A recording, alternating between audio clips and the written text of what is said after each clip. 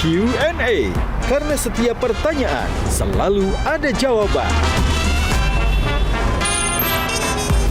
Dipandu oleh Yohana Margareta.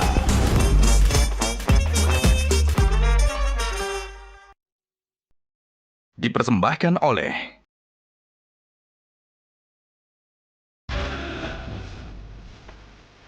Panelis kita hari ini. Badan haji seperti apa sih ke depan, Pak?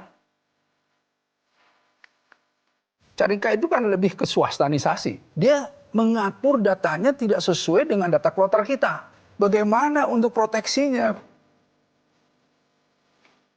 Apa target keberhasilan ketua itu? Yang kemarin begini, sekarang tidak ada lagi misalnya. Itu apa kira-kira ketua?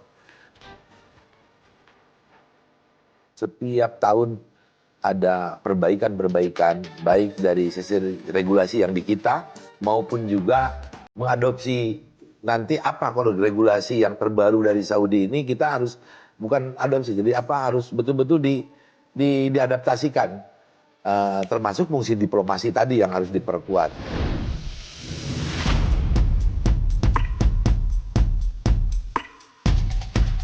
Gajah Duduk dipilih karena keunggulan dalam berinovasi, sehingga melekat di hati masyarakat secara turun-temurun.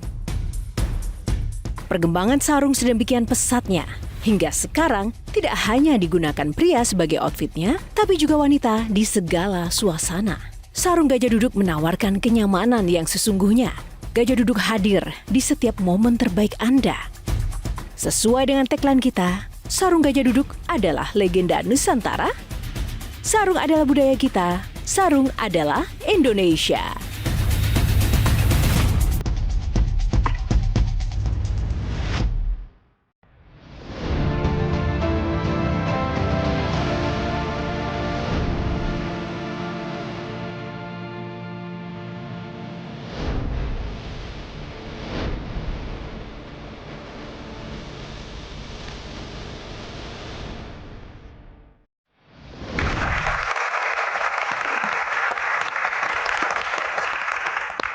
Halo pemirsa, berjumpa lagi bersama saya Yohana Margareta dalam program spesial Metro TV Q&A, karena setiap pertanyaan selalu ada jawaban.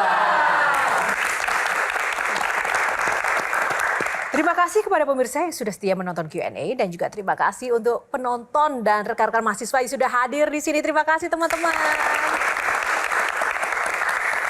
Seperti biasa, tidak mungkin tidak spesial. Bintang tamu Q&A malam hari ini adalah sosok politikus yang saat ini menjabat sebagai Wakil Ketua Dewan Perwakilan Rakyat Republik Indonesia periode 2024-2029. Ia telah menjabat menjadi anggota DPR RI selama 3 periode berturut-turut.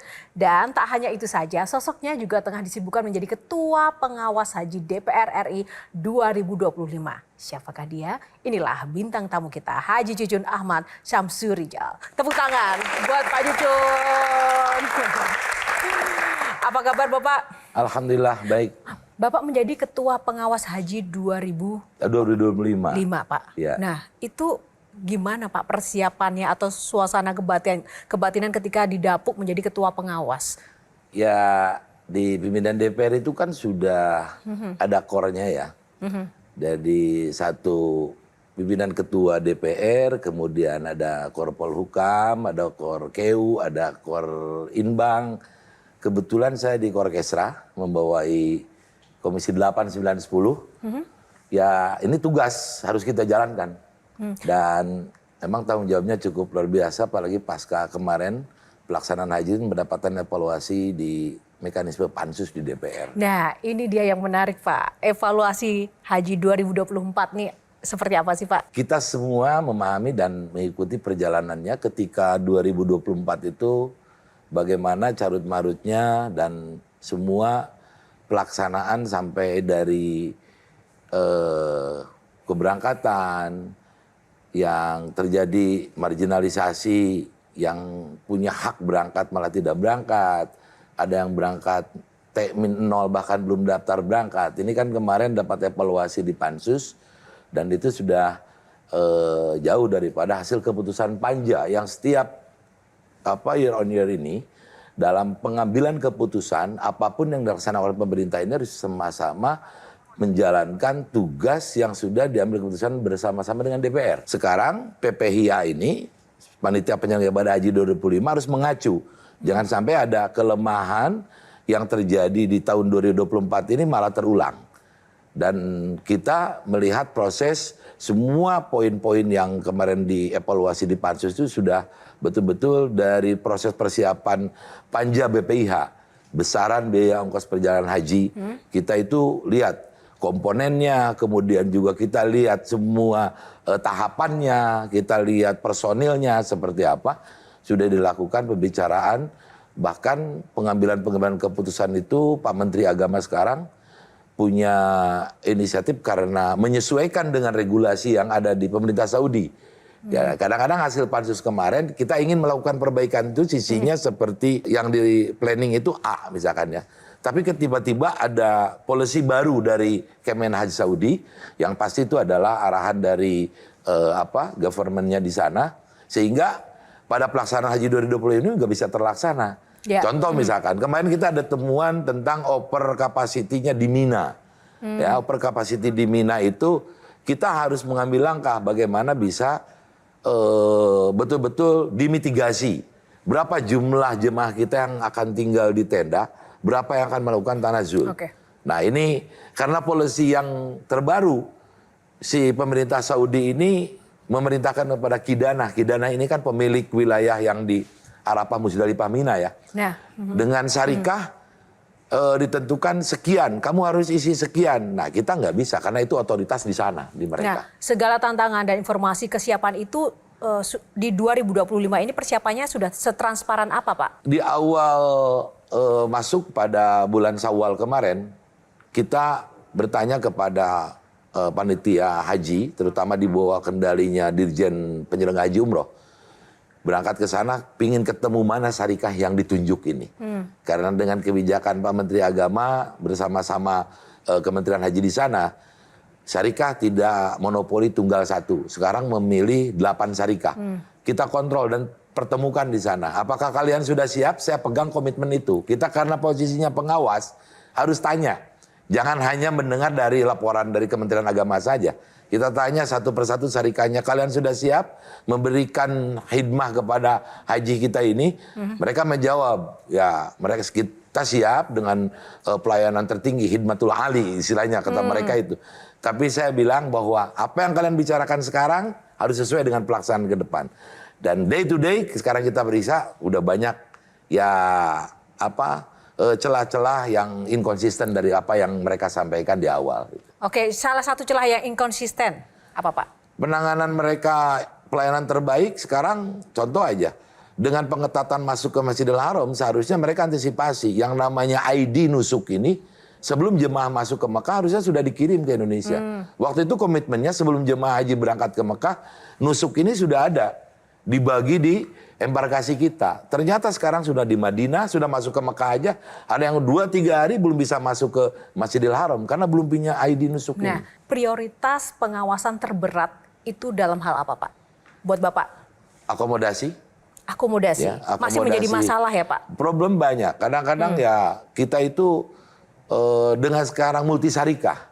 Ya ini unpredictable. Karena mereka nggak terbuka juga.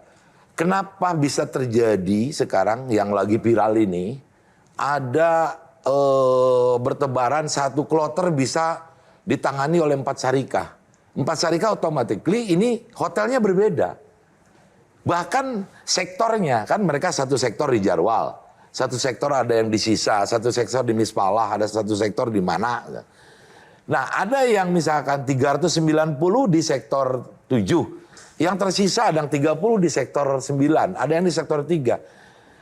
Psikologi jemaah kita ini mereka dari awal berangkat dari rumah bersama-sama. Ketika di sana terpisah ini kan problem. Belum kita cek bagaimana penanganan cateringnya.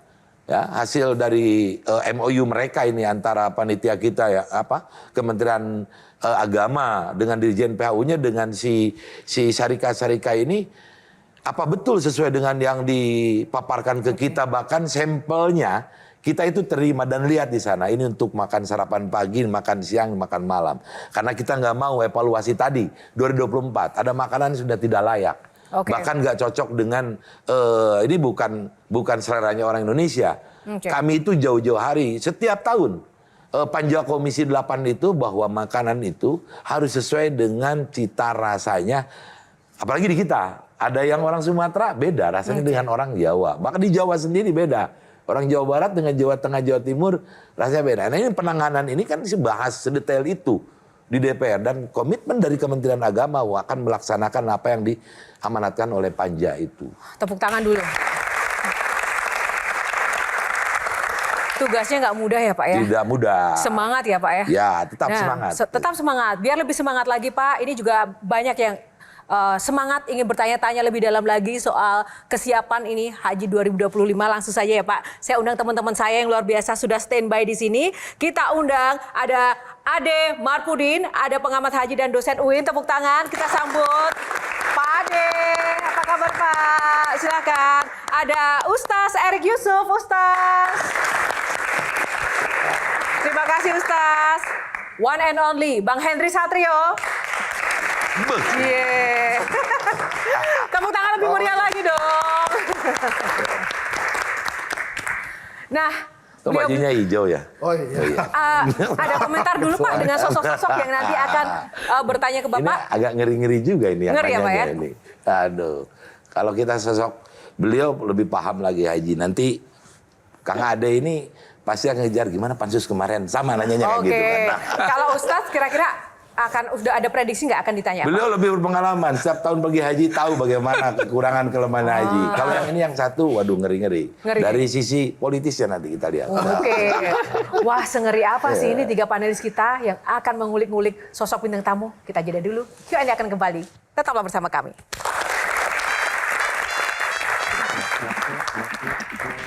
Kita proteksi di sini jangan sampai ada satu pihak bisa menguasai ketika ada tambahan kuota dari pemerintah Saudi.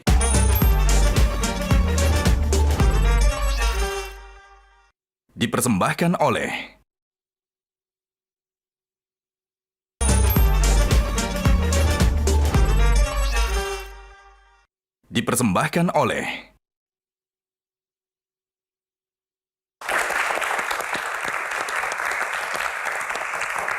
Kembali di Q&A masih bersama Bapak Cucun, Ketua Pengawas Haji 2025. Nah, tadi sudah ada 3 panelis yang kita kenalkan ya. Siap ya Pak? Kita ke Pak Ade terlebih dahulu yang pertama. Silakan Pak. Tiap tahun haji kita ini menyisakan catatan dan masalah. Tahun 2024, 2024 adalah muncul masalah dan itu sampai kerja serius DPR luar biasa sampai pansus.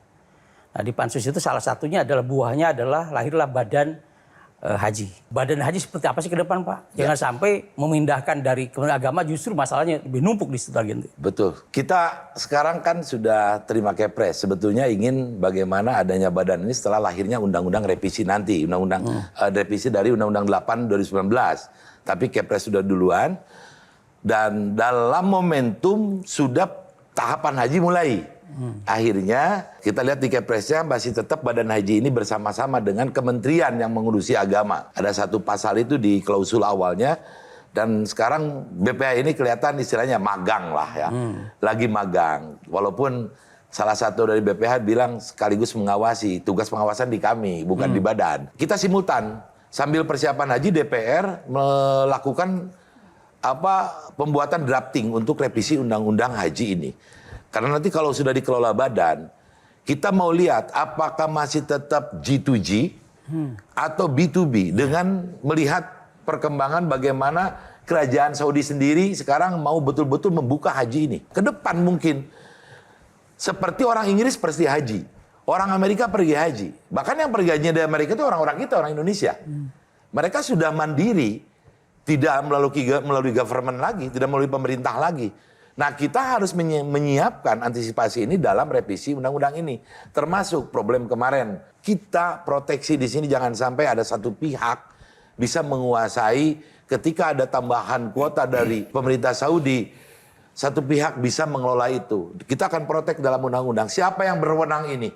Apakah diserahkan ke pemerintah tetap dibicarakan dengan DPR atau pemerintah full? Sehingga terkontrol kalau dengan DPR. Kemana sih?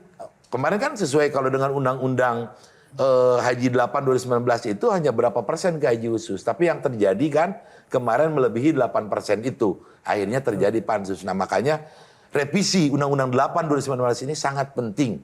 Bukan hanya terkait pengelolaan kuota, tetapi penyelenggaraan juga. Termasuk pengelola keuangan hajinya. Nah, kita akan revisi juga. Karena ke depan ini kalau mau seperti itu, sejauh mana sih kuatnya BPKH ini akan memberikan subsidi yang 43%-nya itu? 23%. Yang 43%-nya. Apa akan selama siklus 35 tahun yang antri itu? Ya. Kalau sekarang diberangkatkan, Pak Presiden perintah, berangkatkan orang dengan kuota tambahan dikasih lebih banyak. Kita sudah hitung di DPR ini, bukan hanya di Komisi 8, paling kuat 5-6 tahun, Pak. Cadangan fiskal untuk menutupi subsidi itu habis. Makanya harus ada pengelolaan keuangan juga sama direvisi. Menarik nih, kalau Ustaz Erik gimana Ustaz? Ya sudah sangat berpengalaman, mumpung ada ketua tim pengawas nih. Mohon maaf nih Pak Haji. Carika itu kan lebih ke swastanisasi. Betul. Dia mengatur datanya tidak sesuai dengan data kloter kita. Walhasil apa? Keluarga bisa berpisah. Istrinya di mana, suaminya di mana, anaknya di mana, bisa begitu kejadiannya. Nah, apa yang harus kita lakukan? Bagaimana untuk proteksinya? Bagaimana kita kemudian lobby dengan Arab Saudi untuk masalah ini? Nah, ini kan permasalahan yang serius. Saya itu langsung pas kejadian pertama ketika kloter yang Madinah masuk ke Mekah, yang carut-marut orang terpisah ini, saya telepon langsung direktur luar negeri yang di sana, namanya Dr. Mulis itu. Kalian ini gimana sih nangani haji kayak gini? Ya, ternyata saya ini di mana letak yang salahnya ini? Dari Kementerian Agama kirim satu kloter itu, ternyata mereka mengirim data itu di awal kepada si Syarikah 1, 2, 3, sampai 8 ini berbeda dengan list kloter. Betul. Kalau kita salahkan si Syarikah juga, mereka justru lebih konsisten. Saya kalau robah ini justru akan carut-marut karena mereka sudah bikin bukan subkon, istilahnya apa ya? Mereka itu ini satu Syarikah nih. Ada penanggung jawab namanya markaziahnya. Markazi ini. Kalau dari markazi ini dirobah ke sini, orang Arab nggak mau dibikin pusing seperti itu. Kenapa kalian kirim data ke saya awal A, sekarang pengen dirobah B? Ini yang problem sekarang ini yang lagi viral-viral ini. Makanya saya bilang udah agak manusiawi lah, alasan kemanusiaan. Termasuk saya perintahkan kepada mereka setelah kita action, kita pengawasan itu, mereka melakukan terus zoom dengan si Kementerian Haji di sana. Akhirnya alasan kemanusiaan, kasih toleransi dong, bolehlah. Mereka ngalah secara mandiri yang harusnya kamarnya 4 diisi 5 orang karena dengan keluarganya. Tapi problem harus dihitung. Orang Arab gak bisa tolerir ketika mau masuk ke Arafah, Muzdalifah, Mina. Ini problem besar, Pak. Nanti akan terjadi keributan. Mau naik bis tidak bisa naik nanti. Nah ini yang harus saya langsung sekarang ini segera Dirjen Haji ke sana selesaikan permasalahan ini. Biar nanti di list ulang lagi. Mereka masih punya waktu kok. Bang Hesat kenapa Bang? Dari tadi termenung. Saya tuh bingung ya. Mengangguk-ngangguk. Saya belum pernah haji, pengen haji. Iya. Gitu ya. Wah ini pesan khusus ya? Ini jalan mungkin nih dari Allah nih. Makanya saya dihadirkan di Q&A ini. Apakah ada wewenang untuk menghukum para pejabat kita yang tidak menjalankan tugasnya dalam haji atau bagaimana? Karena kan kalau ini Pak terus terang nih, ini dengan adanya media sosial, dengan adanya media massa yang luar biasa, informasi dari Metro TV, kok selalu aja ada masalah di haji kita. Padahal kita ini kan sudah bertahun-tahun, berpuluh-puluh kali tuh melaksanakan haji. Kami itu melihat betul bertahun-tahun. Kenapa DPR juga melakukan pengawasan ini ya kayak as usual ya. Gitu-gitu aja. Semenjak 2023 kemarin itu, saya tadi sama Ustadz bicara, sampai 2003. Kalau nggak dilakukan perbaikan, tadi apa sih hukumannya bagi para pejabat itu? Yang mengendalikan haji ini, ya mereka seolah-olah kadang-kadang udah kalau sudah diberangkatkan sana selesai gitu. Kami nggak mau seperti itu. Apalagi bicara DPR, kita punya mindset, jangan tugasnya DPR betul mengawasi, mereka bayar. Mereka itu adalah punya hak sebagai warga bangsa, apapun dilayani oleh government, yang namanya pemerintah. Pemerintah udah nunjuk Kementerian Agama. Nah ini yang kita day to day dari point to point mengawasi mereka ini biar ada perbaikan. Tapi problem mereka itu kalau dipanja seolah-olah sebelum menentukan penyelenggaraan haji setiap tahapan ini gak mau terbuka apa yang menjadi policy dari kerajaan Saudi. Bicaranya kadang di ujung seperti tahun ini Pak. Kalau bicara di awal misalkan ketika menentukan besaran BPIH, biaya penyelenggaraan ibadah haji, kita sampaikan ke publik apa adanya. Ini berat kalau misalkan dengan anggaran sekian, kalau mau hajinya tadi tidak akan terjadi seperti 2024 di Mina terjadi over capacity. Kemudian juga pelayanan di akomodasi ini bukan sekarang. Tahun ke tahun sama seperti itu. Dan ini sebetulnya ada isi pelayanan. Kalau yang udah pernah berhaji di tahun sebelum tahun 2010-an ke bawah lah. Sekarang ini tempat tambah jauh. Pasti bertanya-tanya kan rakyat. Kenapa sih pemerintah Indonesia nggak bisa beli yang dekat? Nah, makanya sehingga kemarin Pak Presiden punya, saya sangat apresiasi. Tujuan Pak Presiden ingin membuat kampung haji dan segala macam. Biar terkoordinir satu sektor gitu. Sekarang ini Pak, kalau kita lihat sektor ini bagus hotel-hotelnya. Lihat sektor yang lain jelek. Tadi kita mau ngomong marah-marah di sana, dia kalau di sini, ya kadang-kadang selesai begitu saja. Pak, tapi kenapa sih kok nggak transparan? Menurut Bapak kenapa Pak? Informasi-informasi terkait dengan kesiapan Mereka selalu haji. berpatokan bahwa tahun kemarin seperti ini. Nah, nggak tahu di perjalanan ada perubahan policy tadi, harusnya kan mereka tadi. Ada yang penting rekomendasi yang harus dijalankan oleh pemerintah siapapun. Mau Badan Haji atau ya BPH, mau Kementerian Agama nanti yang lanjutkan. Diplomasi Pak, itu yang kurang. Sebetulnya masalah kuota segala macam itu apalagi mindsetnya Pangeran Saudi sekarang ini akan membuka sebesar-besarnya orang yang mau berhaji ke sana itu. Tinggal menangkap itu kita bisa melakukan betul-betul mau melayani warga anak bangsa ini yang mau pergi haji dengan konsep yang didesain sehebat mungkin, sebaik mungkin. Termasuk polisi-polisi tadi antara dulu yang beli rumah itu misalkan kita government. Si Kementerian Agama ke pemilik hotel, sekarang tidak. Kita nggak bisa langsung transaksi. Itu ngomongnya baru sekarang. Ketika kita datang ke sana pengawasan, kami belinya Pak, ini tidak langsung ke pemilik rumah, harus ke Syarikah. Syarikah yang beli ke sana. Ya kita komplain Pak, kenapa hotel kayak gini dibeli? Ya ini Syarikahnya yang ngambil ini. Dan yang ditunjuk Syarikah oleh Kementerian Agama kita dan Kementerian Haji di sana itu yang secara kesepakatan yang 8 Syarikah tadi. Nah ini jangan bicara di ujung. Ingat loh, Indonesia itu bukan hanya mengirimkan haji. Coba lihat data umroh kita. Jadi sebetulnya kalau kita lihat berapa devisa yang masuk ke Arab Saudi itu.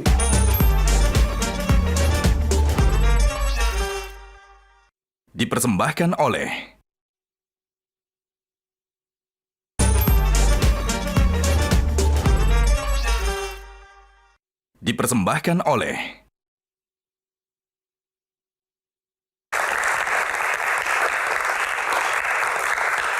Ya, kembali di Q&A masih bersama Pak Cucun. Ada box dulu yang harus dibuka. Nah, ada 9 box khas Q&A. Nomor favoritnya nomor berapa? Kita cek, kita buka dulu box kita malam ini.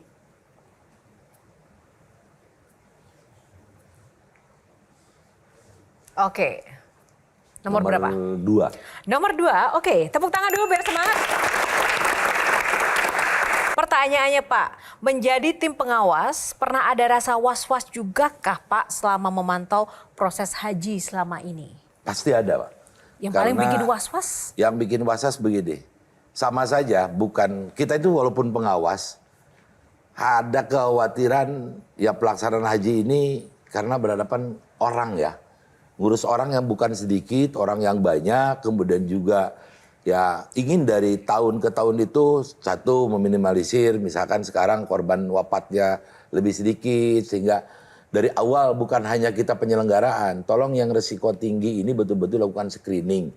Termasuk juga penyelenggaraan hajinya jangan sampai terjadi hal-hal yang seperti tahun-tahun ke belakang. Ada penumpukan jemaah tidak terkendali, ada eksiden, banyak yang kita khawatirkan ya, termasuk puncak haji berjalan sudah terjadi carut-marut mengenai pemondokan, terpisahnya keluarga. Kemudian juga kita khawatir nanti pelaksanaan Arafah, Muzdalifah, Mina ada jemaah malah yang justru puncaknya ya Al-Hajju Arafah itu. Haji itu adalah wukuf di Arafah, malah nggak pergi ke Arafah. Karena telat datangnya atau misalkan juga tadi susah ngontrolnya. Banyaknya masalah yang masih ada di awal-awal ini saja, lalu inovasinya apa Pak?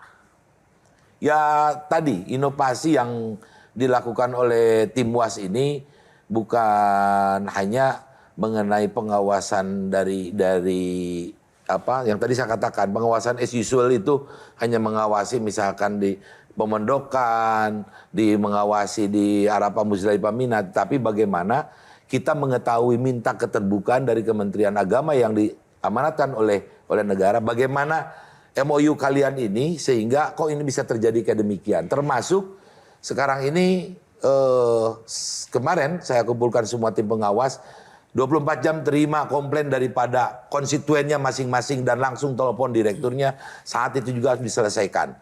Dan awasi penuh mereka, karena ya mereka kan berhadapan dengan kita lagi nanti pasca haji itu, evaluasi daripada pelaksanaan haji ini. Ya, jadi kalau yang teleponnya DPR pasti karena agreement yang dari awal ini kalian jalankan ini, kita akan awasi, nanti pasca penyelenggaraan kita akan evaluasi lagi. Oke, Bang Hensat. Ini saya mohon maaf kalau nggak berkenan ya. Kalau seorang muslim sudah pergi haji, kemudian pergi haji lagi, itu judulnya tuh serakah atau ngezolimin muslim yang lain tuh Pak? Maksud saya berani nggak pemerintah bikin kebijakan yang sudah pernah pergi haji, nggak boleh pergi haji dulu. Sampai seluruh umat muslim di Indonesia sudah pergi haji. Jadi ini nggak ada kaitannya juga sama, kalau haji itu diundang oleh Allah, jadi tamu Allah. Nggak begitu mau saya. Tapi ada nggak keberanian dari pemerintah, kalau Anda sudah pernah haji, kasih kesempatan muslim lain untuk berhaji.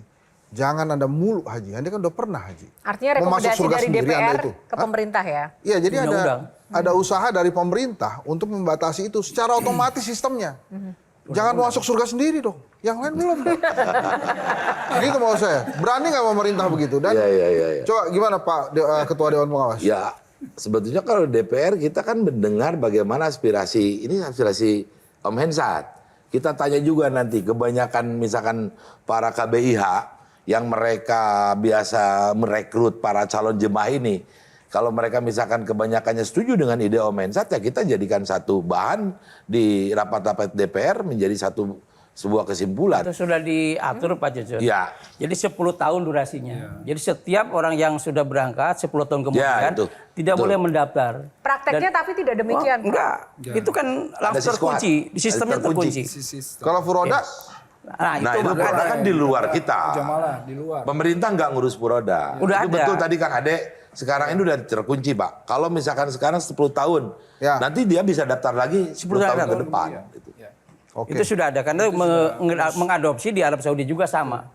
Jadi walaupun yang punya tempat di Makkah, warga Makkah pun sama. Tidak boleh saban hari berangkat haji. Setiap tahun berangkat ini tutup. Dia ada sama Arafahnya, 5 sampai 10 tahun juga. Aman ya Bang Hensat ya? Ya. Iya. Nggak, saya menyampaikan keluh kesah yang belum pernah berangkat haji sih. Iya. Dan harapan Justru doanya. yang menarik itu adalah Pak Cucun mungkin perlu diawasi juga karena ada jamaah tahun ini temuannya kan juga ada yang harusnya dalam antrian Siskohat itu tahun 32 berangkat. Iya. Tapi kok bisa berangkat tahun ini? Nah ini kan tadi yang saya sampaikan Pak Dek, jadi di Undang-Undang 8 2019 ini belum begitu siapa yang menentukan ini dari urut kacang ini apakah disebut. Ternyata di undang-undang kan nggak disebut sekaya demikian. Nah ini harus ada kepastian, makanya nanti di revisi ini siapa yang bisa kuota cadangan naik menjadi pengganti yang meninggal atau perlu mahram yang pendamping. Ini harus diatur nanti. Belum lengkap itu diatur dalam undang-undangnya. Ya. Oke, kalau Ustaz silakan Ustaz. Ya, saya justru ingin menyoroti tadi masalah diplomasi. Ingat loh, Indonesia itu bukan hanya mengirimkan haji. Coba lihat data umroh kita. Oh iya. Jadi sebetulnya kalau kita lihat Betul. berapa devisa yang masuk ke Arab Saudi itu luar biasa dari Indonesia. Karenanya dari dulu saya itu ingin berharap kita meningkatkan ya diplomasi kita agar supaya kita mendapatkan justru fasilitas nomor 1. Ya, seperti sekarang. Kampung Haji ini memang sudah cita-cita kita dari dulu. Nah, tinggal bagaimana Kampung Haji ini direalisasikan. Kemarin saya dengar Kampung Haji, ada usulan di Taif. Wah, kejauhan. Harus di Makkah ya, di Haram karena jamaah kita itu tidak mau lepas dari masjid, dan ini sangat dimungkinkan. Ya, kita ini punya Kampung Haji dan itu bergantung dari diplomasi dan kesiapan. Tetapi sebelum itu kan internalnya harus diberesin dulu nih. Tuh. Ini nih Kementerian Agama atau BPH bagaimana ini? Ini harus level presiden, Pak. BPK, nah. Yang lobbynya kalau untuk minta wilayah tadi perkampungan aja. Sebenarnya dari dulu kan udah ditawarin. Ya. Cuman kan nggak disambut. Ya. Sekarang sudah nggak mungkin. Yang Jabal Umar itu kan sudah dipakai masalah mereka itu. Iya, Udah Jabal nggak Umar. mungkin. Padahal kalau dulu ditangkap itu yang Seharusnya Kampung Haji langsung. untuk Jabal Umar Ini Jabal itu Umar paling. gimana sih? Jadi Kampung Haji itu semua 221.000 itu terkumpul di sana. Yeah. Tidak tersebar di Terintegrasi. berbagai wilayah. Ya, kan gagasan Kampung Haji ini bukan munculnya hari ini. Betul. Dari sudah sangat Jadi 2007 saya pengalaman. Ya. Mohon maaf, 2007 saya sudah diundang ke sana dengan DPR. Komisi 8. Itu masih, saya bisa cerita sedikit. Itu pernah diunjukkan Darussalam Group itu ada di Kudai dan Jabal Ka'bah. Iya. Betul. Dan itu pernah diukur, Pak. Dan itu respon kita sangat lemah di situ. Karena tidak melihat visionernya Pak Bro hari ini. Kalau Prabowo hari itu visionernya ada di situ, saya kira jadi. Betul. Ini paling Nah, strategis. Peran DPR gimana untuk diplomasi? Sekarang harus Kang Cucun bagaimana menyikapi usulan visioner presiden, kan udah tidak ada. Government di sana itu beda dengan kita ya. Ya, betul. Yo ya. Om Ensat. Iya, Pak. Jadi kita pernah ketemu antara Majelis Syuro mereka dengan kita. Mereka bicara untuk urusan haji langsung raja. Oke. Ya, DPR nih, DPR kita ada diplomasi kan ada GKSB ya, kerjasama bilateral. Sampaikan ini untuk urusan haji raja langsung, dan mereka nggak mengetahui skema apapun yang dilakukan. Makanya tadi saya sampaikan itu kalau tadi Pak D sampaikan 2007 Kudai jadi kompleknya Kampung Haji kita itu sangat strategis banget di sana. Sekarang mau cari tempat di mana ya mudah-mudahan tidak terlambat. Pak Presiden harus levelnya langsung. Ini antara pangeran dari sana Muhammad bin Salman dengan Pak Presiden. Kalau yang datang hanya menteri, di sana beda. Oke. Jadi level diplomasinya harus sudah tingkat tinggi. Kelemahan kita adalah jamaah haji yang 221.000 itu manasiknya itu hanya 3 kali sampai 5 kali. Ada yang terbanyak sampai 15 kali. Ukurannya keberhasilan mereka manasik ilmu itu tidak ada.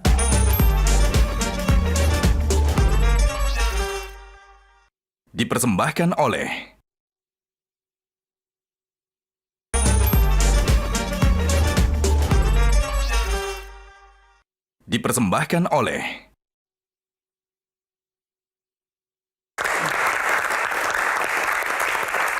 Pak Cucun, kita buka lagi nih. Nomor berapa box pertanyaan untuk segmen kali ini? Nomor 4 ya. 4 ya. Nomor 4. Jemput bola. Tepuk tangan. Nah, jemput bola pertanyaannya nih, Pak Cucun. Bapak selalu mengingatkan petugas jemaah haji untuk jemput bola saat melaksanakan tugasnya. Ya. Apakah karir yang saat ini dijalani juga berkat kegigihan Bapak untuk selalu jemput bola, Pak? Saya seperti itu. Jadi kalau kita nunggu karena punya satu prinsip, ya semua sudah diatur oleh Tuhan. Tetapi tetap kita diberikan daya ikhtiar. Harus berjalan, terus mengalir. Tidak boleh statis. Ya, kalau statis ya nggak bakalan ada yang bisa kita raih. Perjalanan haji ini kan bukan hanya sekedar perjalanan fisik tapi juga perjalanan spiritual begitu. Nah, Bapak menjadi anggota dewan itu perannya tuh seperti apa, Pak, untuk bisa lebih bermanfaat secara konkret agar marwah haji ini bisa dilaksanakan sepenuh hati dan benar-benar bermanfaat bagi umat? Saya ini melihat orang ini kan berpuluh-puluh tahun ya punya cita-cita untuk ketemu dengan yang didamba-dambakannya, ekspektasinya itu yang ketemu dengan Baitullah, dengan Ka'bah, dengan bisa berziarah ke makam Rasul. Kita sudah sekarang ada power di DPR, lakukan bagaimana keinginan-keinginan masyarakat itu bisa datang ke sana itu betul-betul mereka berangkat dengan nyaman, dengan aman, apa yang mereka harapkan bisa dijalankan, karena cita-cita puluhan tahun itu jangan sampai datang ke sana nggak bisa apa-apa. Nah kalau sekarang misalkan tidak ada DPR yang mengawasi ini, ya Kementerian Agama, apa yang tadi betul katakan oleh Ustadz, oleh Mensat, oleh Pak Ade, tahu nggak yang terjadi sekarang kalau nggak ada DPR? Orang ngeluh kepada ketua kloternya, ketua kloter datang ke sektor Pak. Cuman dia ya saya catat, cuman dicatat saja. Beda dengan mereka lapor ke kita. Saya nggak mau tahu kartu nusuk ini malam ini harus selesai untuk kloter ini. Itu terbukti. Ternyata ya orang kita itu masih kayak demikian. Yang tadi bekerja di sana itu. Nah, saya itu ada kepuasan diri. Kalau Pak Ade ada yang disampaikan, ditanyakan lagi soal haji. Haji itu bukan hanya sekedar fisik, tapi ada perlu ilmunya. Kelemahan kita adalah jamaah haji yang 221.000 itu, manasiknya itu hanya 3 kali sampai 5 kali. Ada yang terbanyak sampai 15 kali.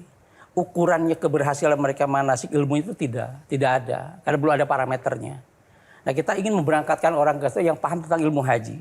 Karena haji itu kan kaya dengan simbol. Dari mulai pakaian ihram, tawaf, sa'i, semua simbol. Siapa yang bisa menerjemahkan simbol tersebut? Hanya orang yang paham, yang ngerti. Ini pemahaman dan pengertian tentang simbol itu hanya disampaikan di tanah air ketika manasik. Maka perlu ada rumusan manasik yang apa nanti masuk Pak Ciso di undang-undang atau tidak. Ini harus masuk dan masif Pak. Jangan hanya 2-3 kali, tahunan kalau perlu. Karena konsep nanti Bapak dirumuskan dalam revisi undang-undang. Dan juga komponen variabel haji plus 2 adalah transportasi udara hampir 32 juta. Sama akomodasi. 2 komponen ini diselesaikan, haji murah Pak. Saya tambahkan. Oke, silakan. Saya tambahkan permasalahan manasik. Saya sepakat sekali karena saya juga membimbing. Jadi saya melihat sekali apa yang terjadi. Biasanya ya BPI travel dan lain-lain itu tidak mempersiapkan. Sampai satu hal yang akhirnya membuat seluruh dunia melihat, kok kalau jamaah Indonesia seperti ini sih? Kenapa coba? Tidak ada toilet training. Dia nggak tahu di pesawat harus seperti apa. Itu pesawat berantakan. Betul. Karena dia nggak tahu harus bagaimana ini ngeflashnya di mana dan lain-lain. Jadi nggak ada toilet training. Dan permasalahan apa? Jamaah Indonesia nyampah di situ. Waduh, nauzubillah min dzalik ya kan? Kenapa? Ini hal-hal yang sederhana ya, hal-hal yang kecil tapi jadi besar. Jadi kalau ada apalagi aspek digitalisasi sekarang ya, kita ketinggalan lagi. Apalagi itu. Oke, Harus diberikan manasik digital kepada jamaah sebelum berangkat. Nah ini permasalahan yang harus diatur. Startup semuanya dipakai. Karena kalau di Arab Saudi sudah aplikasi era teknologi ya. Ini, pakai kalau nusuk. sudah paham digital, sebetulnya nggak problem nunggu kartu fisik kayak gitu. Udah bisa pakai Karena dalam handphone. manasiknya diberikan, Pak Cijon. Nggak diberikan oleh ustadznya bagaimana penggunaan aplikasi. Tadi. Ini saya kira kelemahan yang perlu kita segera bangun ke depan supaya manasik haji yang betul-betul saya kira berbasis digital. Betul, DPR saya kira kita minta untuk mendorong ya agar supaya dibuat aturan. Supaya nanti juga sampai ke travel. Tidak hanya kemudian memberangkatkan terus ya lepas tangan begitu saja, tetapi bertanggung jawab sampai hal yang detail. Gimana ini Pak Jujun mendengar banyak sekali catatan-catatan itu. Menarik ini, 2 pakar haji ini. Jadi gini, ada plus minus. Ini problem. Kami nyusun undang-undang yang sekarang kita akan menyesuaikan dengan digitalisasi haji. Betul. Dengan visi hajinya si pangeran di sana juga. 2030. Yang 2030 itu. Ketika kita membuka haji mandiri, tadi sisi ibadahnya. Ketika kemarin yang rapat pengawasan pertama, saya minta. Karena tahun kemarin, walaupun itu hukumnya sunnah ya. Banyak yang komplain tentang arba'in.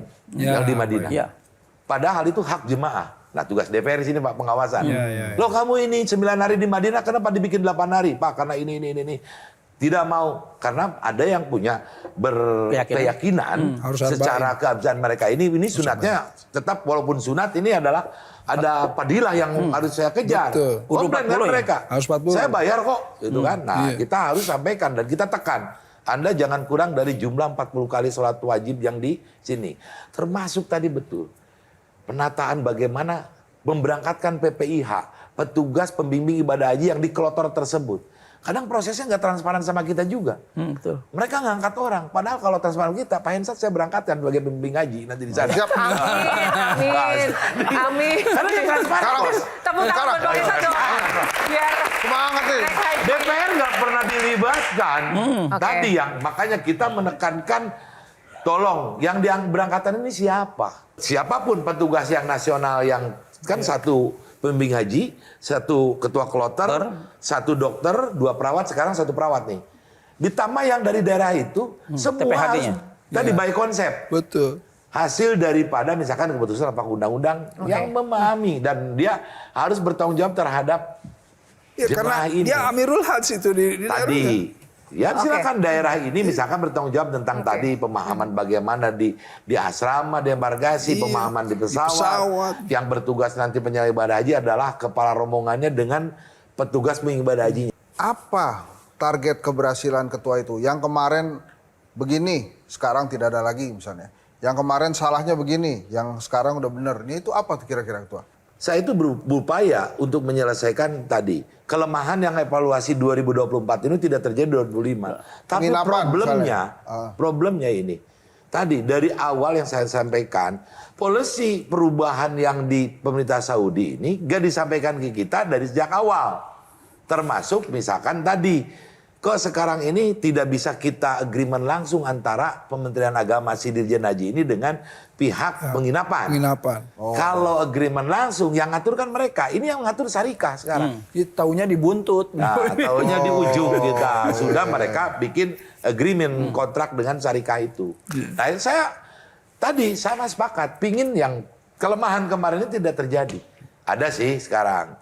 Oke. Tidak ada jual beli kuota sekarang, Pak. Oh, itu. Oke, tepuk tangan. Oke. Pak Cucun, singkat saja mungkin closing statement dan pesan untuk pemirsa yang menyaksikan Ya, Q&A. saya terima kasih sekali ada momentum untuk menyampaikan bagaimana proses penyelenggaraan haji ini, terutama tahun 2025 pasti publik memahami dan sekarang apalagi di era medsos ya. Sekarang day to day itu apa yang terjadi di sana semua di sini sudah mengetahui. Makanya ya tidak mudah betul tadi, harus betul-betul setiap tahun ada perbaikan-perbaikan baik dari sisi regulasi yang di kita maupun juga mengadopsi nanti apa kalau regulasi yang terbaru dari Saudi ini kita harus bukan adopsi jadi apa harus betul-betul diadaptasikan termasuk fungsi diplomasi tadi yang harus diperkuat. Masukan-masukan dari para pakar ini akan menjadi satu catatan bagi kami di DPR juga. Mungkin selama ini dari publik juga sama, ada masukan-masukan harusnya kayak gini. Sambil nanti kita bicarakan bagaimana perjalanan untuk pelaksanaan haji ke depan dengan struktural baru atau kelembagaan baru ini, misalkan emang disepakati harus betul-betul ya lebih baik daripada sebelumnya. Iya. Ya, kita juga ingin tahun ini sebetulnya hanya carut-marut uji coba mungkin ya ini dengan multi syarikah dan ke depan nggak bisa dihindari tetap kita nggak bisa single syarikah karena keputusan mereka di sana. Makanya ya terima kasih sekali ini kita bisa di Q&A bertemu dengan para pakar dan menyampaikan ke publik begitulah yang terjadi terkait pelaksanaan haji 2025 ini. Optimis dan selalu semangat ya Pak. Semoga Insya Allah, sukses saya semangat. menjalankan kerjanya bersama Ya. tim pengawas. Amin. Baik, terima kasih Pak Cucun dan juga panelis Ustaz Erik, Pak Ade dan juga Bang Hensat, teman-teman. Semoga ini bisa menginspirasi dan tentu saja untuk Anda di rumah pemirsa yang sudah setia menyaksikan Q&A kali ini. Terima kasih untuk kesetiaannya. Tak lupa saya juga mengucapkan terima kasih untuk Sarung Gajah Duduk yang sudah menyediakan kostum yang saya kenakan pada malam hari ini. Sarung Gajah Duduk, legenda Nusantara yang ada tulisan Arabnya. Saya Yohana Margarita mewakili tim yang bertugas mengucapkan terima kasih atas kebersamaan Anda. Sampai jumpa di Q&A selanjutnya. Karena setiap pertanyaan selalu ada jawaban. Terima kasih. Terima kasih Pak.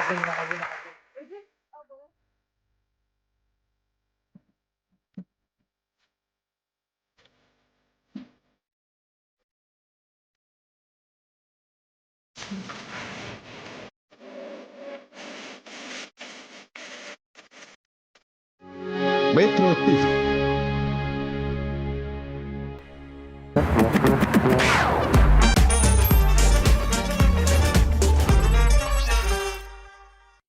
dipersembahkan oleh Jelajahi cara baru mendapatkan informasi. Download Metro TV Extend sekarang.